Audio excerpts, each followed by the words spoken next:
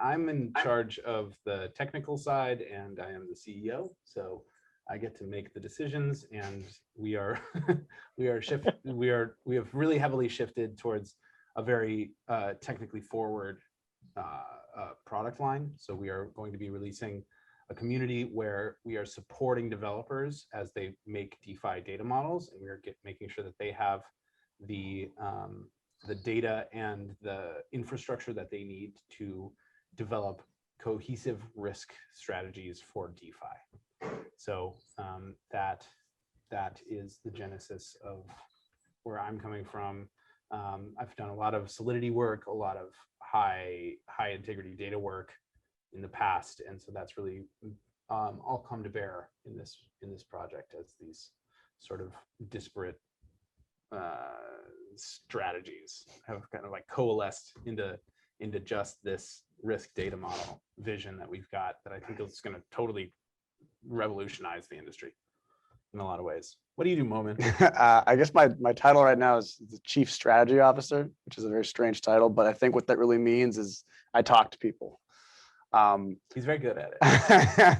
I know enough about what we're building and some of the technical aspects where I can translate it to a language that I think almost everyone can understand. And my job has been really to communicate with our community, with investors, with partners, with the world at large about what we're doing, why it's important, and why you should pay attention to us. So I'd say that's a pretty that's concise way of saying what I do. Cool. Yeah. So and I'm kind of the anti-Momin. I don't talk to anyone, fact, except lawyers. Except lawyers.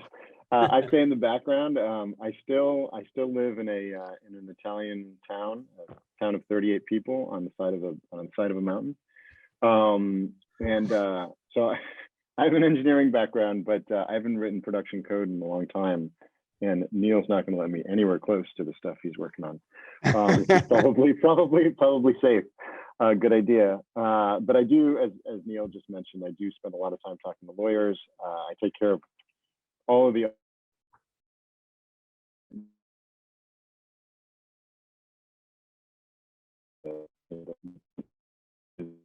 in good standing from a lot of perspectives, financial, legal, etc. And anything that needs doing, anything I can help Neil with, Momin with, I do.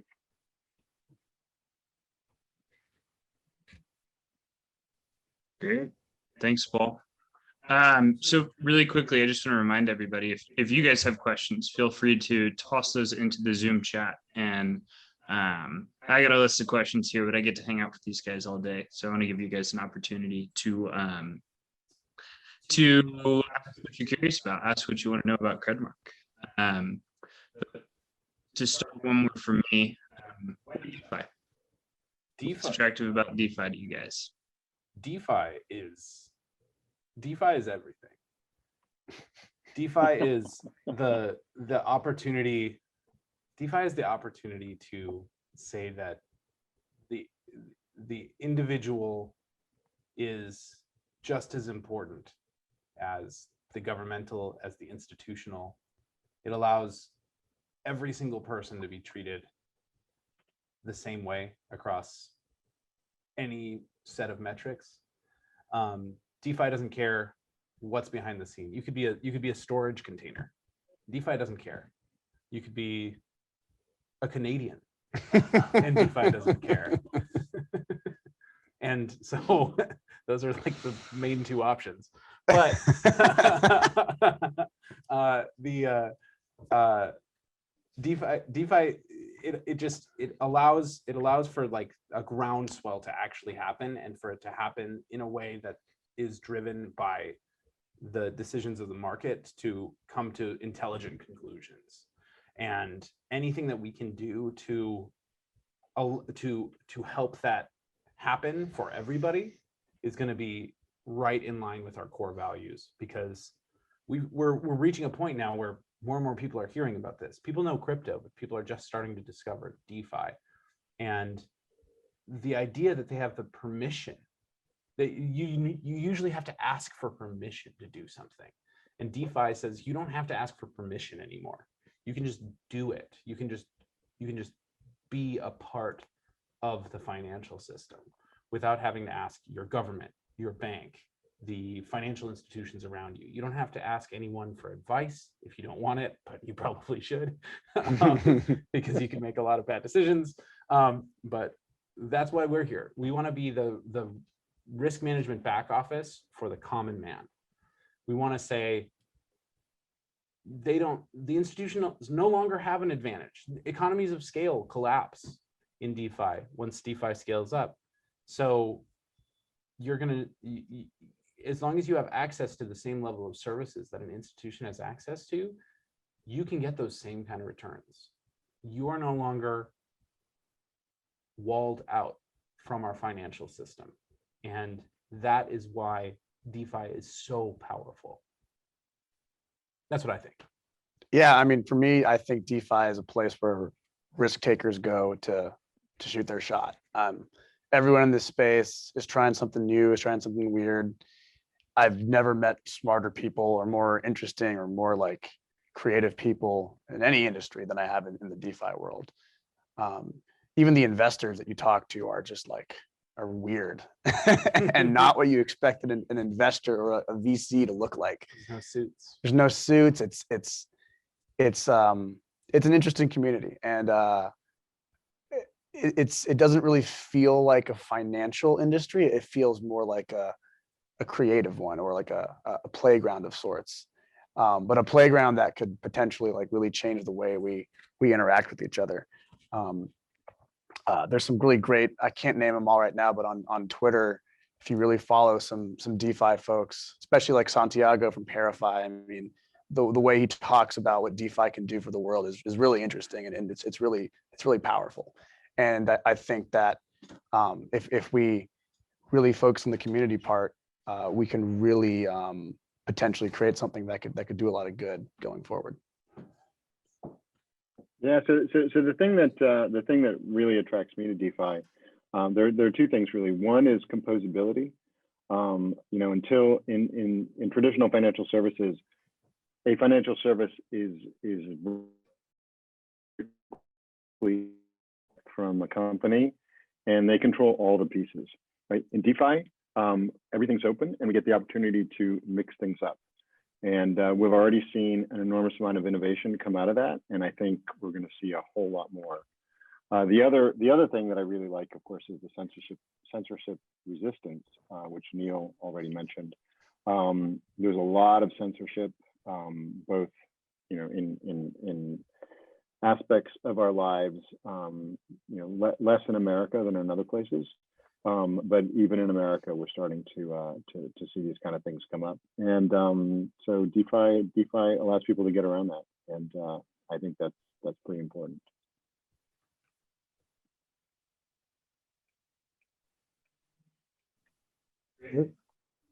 Thank you, guys. So we have a question from the audience here. From Jake, he wants to know, what do we mean when we say curated and provable data sources? Ooh. And what exactly are those data sources? Sure. So there's a few different aspects to how we get insights, right? So there's the source of the data. So if we're looking at Ethereum data, we have something that is permissionless, immutable, and totally public, and also semi-anonymous. So the really magnificent thing about the Ethereum data is that we're all working with the same data set, but it is not Can I have the popcorn? human readable. So we Look at the muted audience. Really is. The fuck?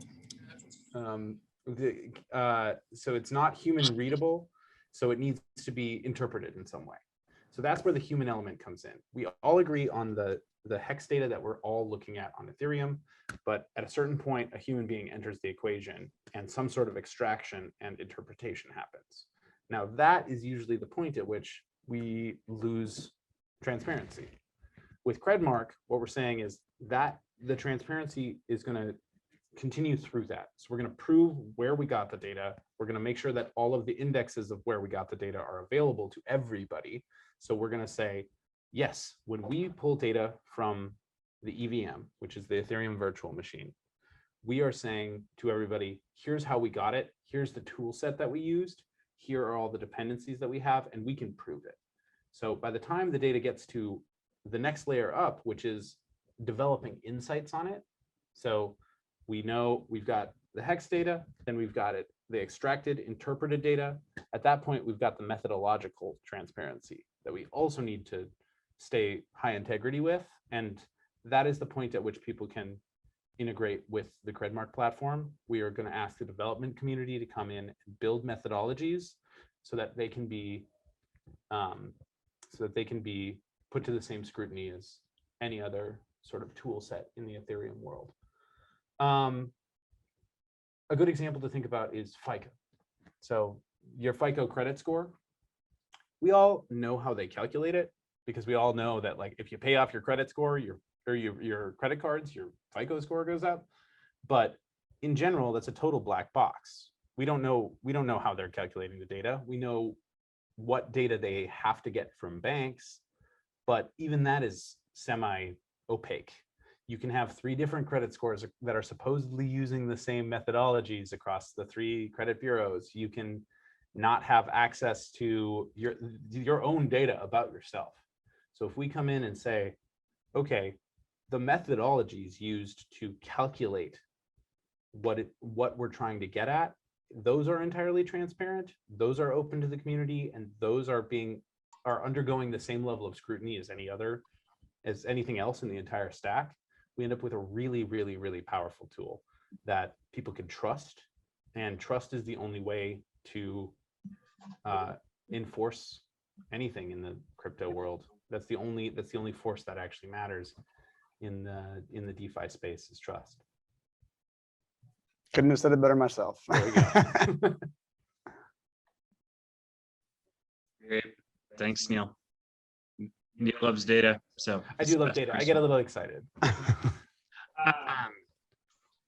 Sort of in the same vein, I mean, one thing I've noticed working with you guys, this industry is completely greenfield. There is everything is new, and you've got to find new ways of doing things, and there's tons of opportunity though as a result.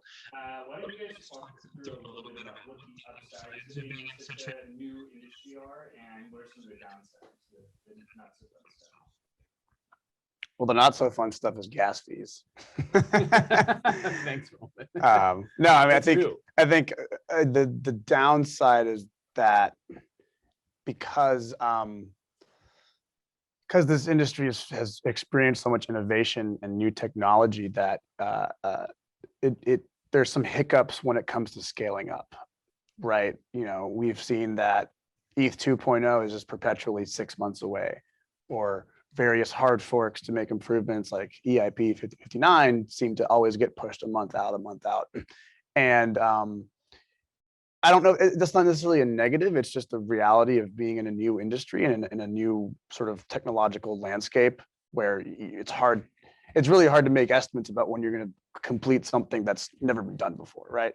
So, you know, it's a little, not scary, but a little, you have to have the stomach for it. But you know, I think it's the smartest community in the world, and that we'll figure it out going forward. But you know, that would be not a negative, but a hurdle or an obstacle that we face. Yeah, I mean, I would say that the upside to it is that people give you the space to experiment quite a bit. You can again, I grew up on a farm in Minnesota. So a guy from a farm in Minnesota can be a financial engineer in DeFi space with just the right amount of pluck and some good luck and some intelligence. You can figure it out. The downside to that would be just the breathless pace of absolutely everything. You feel like you're behind all of the time. You never feel like you've caught up to what's going on, because it constantly feels like everyone else has already outpaced you. You know, everybody's on, like, running this race, and you don't get a sense of what's behind the scenes. So it seems like everybody is just constantly moving the ball forward at such a fast pace that it's hard to keep up. But then you just have to take a step back and be like, oh, we're all running in these different directions to find these spots where it all fits together. And some of these projects go away, and some of them stick around, and sometimes it's not who you expect.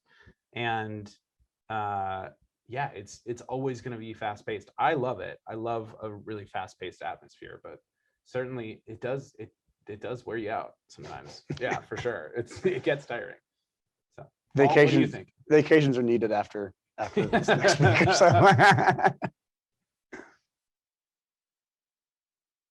Yeah, so I didn't hear the question, Collier. There's an enormous amount of echo. The question So was about like green space and DeFi and the upside and downside of the Oh, okay. potential All right, open green space. Yeah, so obviously there's a ton of opportunity. I spend a lot of time worrying about the attack vectors on the space.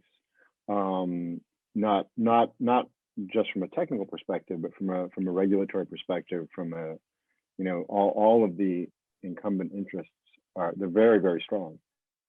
And so these are things that we need to balance. And so we need to innovate and make sure that as we're innovating, we're not, well, we are going to step on a lot of toes. There's nothing we can do about that. But there's some very, very powerful forces that are made uncomfortable by what we're doing.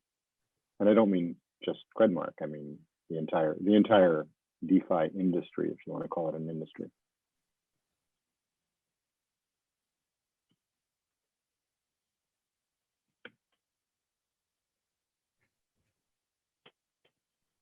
Great. Thanks, guys. So we've got another few questions from some audience members. So another one from Jake. How does incentivization work for model contributors? And does the reward depend solely on the amount of CMK staked by the contributor? No. So we'll be using flat fees for the staking rewards for the contributors for the foreseeable future. So in order to submit models and to create the NFT that represents your executable methodology, you will need to stake a governance defined amount of CMK. We want to let all of the numbers that define how the protocol is run be defined by the community, the governance community, so that we can have good consensus on the fact that the protocol is as fair as it possibly can be. So the model contributors will stake a certain amount of CMK, as yet undetermined. And when they do that, they'll be able to create an NFT. That NFT then gets submitted to our backtesting, where the backtesting will determine if it outcompetes a model of the same category. And if it does do that, depending on how popular that model is, they will be paid out an appropriate amount proportional to the whole protocol itself. So it's sort of like we're all in one big pool with all the data models, and the most popular models, the winners of the most popular model categories get paid out proportionally to the amount of interest that they drive towards using the platform itself. And that will be out of our community treasury. So that community treasury will be paying out a certain percentage per week. It seems like it'll probably be between 0.1 and 0.2% of the community treasury every week. So we'll have asymptotic approaching of an empty community treasury that never quite gets there. Yeah, that's how the reward system incentives work for developers. Yeah, the most popular models Wonderful. always make the most money in real life too. Sorry, Paul. Go ahead, Paul. Oh, you didn't hear me? Oh, I just said the most popular models make the most money in real life too. Yeah, in like a for-profit venture. Yeah, that's true. And I meant models. Oh. Not mathematical models. Yeah. Beautiful people. Get my head into the gutter, right?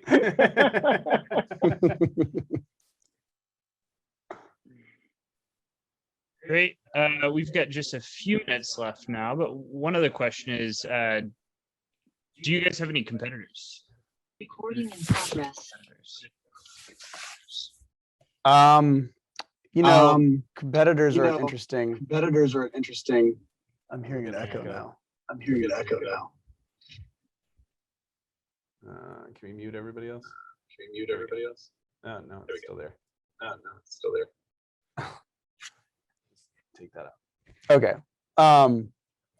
Yeah, as far as competitors go, I mean, there's our platform and end products touch so many different parts of the DeFi ecosystem that I think parts of what we're doing are competitive with other protocols. So, our first tool we'll be putting out will be a Uniswap portfolio management tool. And there's obviously lots of people building on top of Uniswap v3. We got Visor, I can't ever say the word.